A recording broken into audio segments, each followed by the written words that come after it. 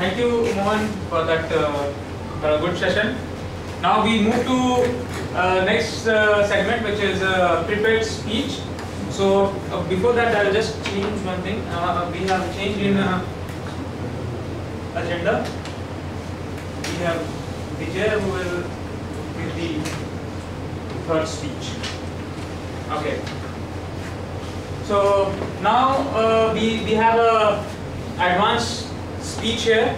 It is being given by none other than Thomas sir.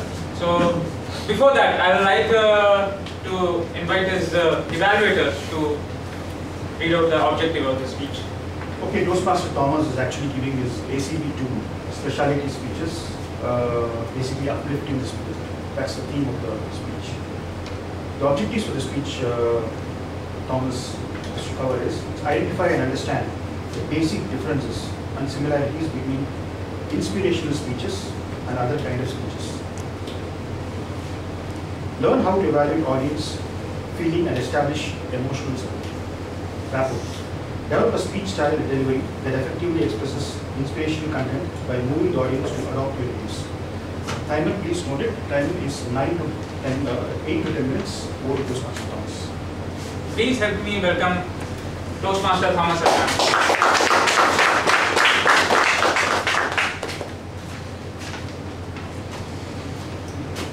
Imagine landing in Anna University one early morning for your counseling, to be told, no, you should be at the Anna Arangam in Coimbator's Agriculture University and your program starts in an hour's time. Disaster. That's exactly what happened to a poor shepherd girl from Trichy and her mom in August last. Then a minor miracle. A group of walkers from nearby put them in the next flight to Coimbatore and spoke to the university authorities. Result, that girl from Trichy is today doing her BTech in biotechnology. Now imagine you were there on that spot. You would definitely have participated and chipped in with $1,000 or $2,000 to help with the expenses. $1,000 is not a sum to be laughed at when it comes to giving it to a stranger. Yet, think about it.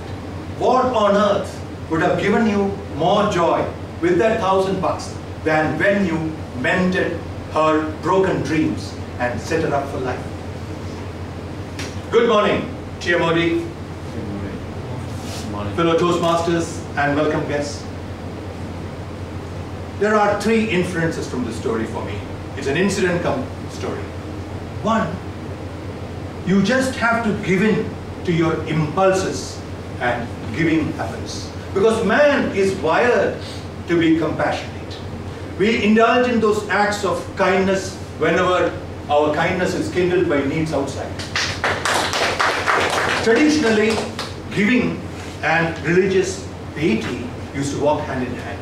But then the compulsions of poverty and a shortage economy made us compulsive accumulators. You and I have benefited from ripples of prosperity. At the same time, the larger wave of consumerism and competitiveness have made us a society of compulsive accumulators. At the same time, more people realize that money can bring happiness, not in the conventional way of its purchasing power, but based on its transformational power. Asim Premji has set the bar so high with a challenging amount of 50,000 crores of rupees. Can you imagine that? For India's barons, the industry barons to match. They haven't yet done that. They admire Warren Buffett, they admire Bill Gates, but they still haven't got the stomach to give big time. How much is enough to start giving? The answer, friends, is very subjective. Second inference for me. Giving is win-win. A 2008 study in the Harvard University showed that people get great happiness giving than if they were to spend the same money on themselves. We saw that just now in the 1,000 rupee example. And every time we give, we experience it, don't we? Gandhiji said tellingly,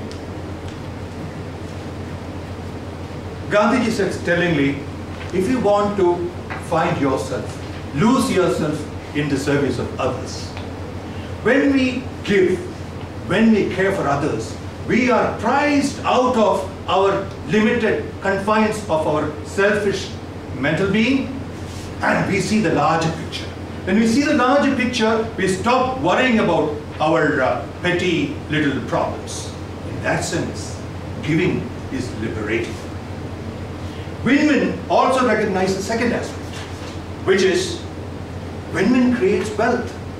We only have to look back at our own lives and see how each of us benefited, especially in the area of education, through institutions that have been built only on the generosity of other people. In America, practically all centers of excellence in the area of education especially are built thus.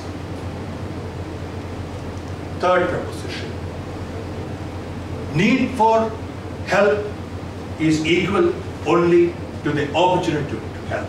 And remember here that charity doesn't end with checkbook charity.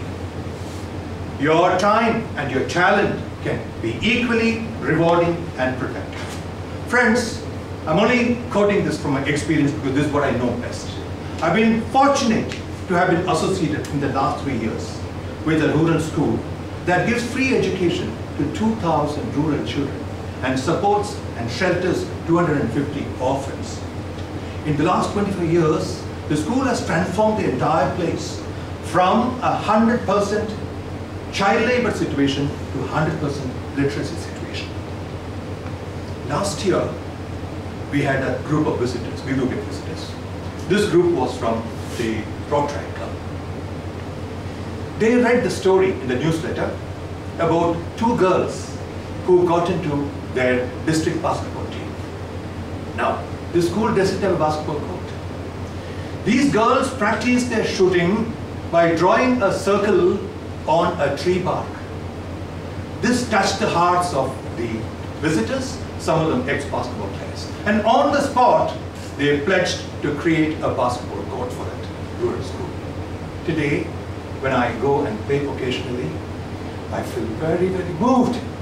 When I play and those kids, they dribble past me, it makes me feel very, very good. That is human nature. Friends, it is not that we give because of this pleasure. We give because we believe, we know, we have the wisdom to realize that we are on this earth, not just to live, grow, study, work, generate a family and a bank balance. There's a greater motivation that leads us. There's a greater purpose for this life. We are capable of looking beyond I, me, and myself. Friends, we are in a privileged situation, and I think we need to give back. We give not because science has proved, there are any number of studies which says that altruism creates fantastic feelings in the brain, including what is called the warm glow. We also know that voluntarism reduces the chances of high BP in the 50+ age group category. But that is not the reason we give. We exercise because it's good for our health. But that is not the, but we also get sleep because of that, but that's not the reason. The joy of giving is a byproduct. It's a very happy byproduct. That is why we give. Friends, we are in Toastmasters. Let me contextualize it. Toastmasters are in a fantastic position to help. Why? Because communication skill is woefully lacking and there are millions seeking it. We only have to walk up to the nearest government school to see a group wanting help. India's masses are trying to ride the escalator of their expectations and aspirations, but find their language pulling them down.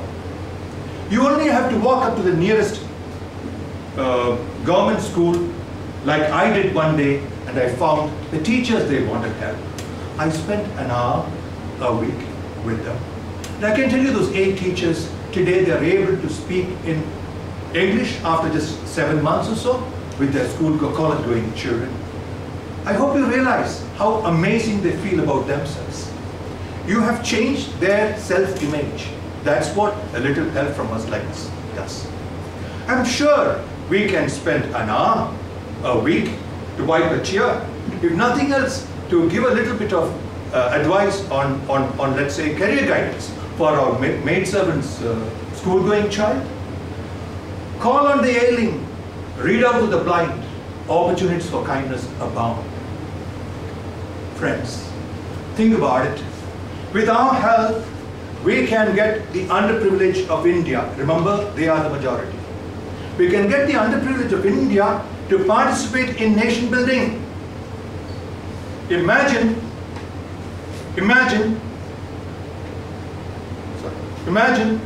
that they can then help us realize India's dividend from its demography, which otherwise can become a demographic threat in the form of youth unrest, as many countries of the world have realized. Imagine you and me as Toastmasters can create a meritocracy in this country where every child will have an opportunity, an equal opportunity to come good and contribute to shaping what will then become the world's superpower. In the process, if we can create some little goodwill and feel good about it ourselves and live a little longer, why worry? Over to you, Marty.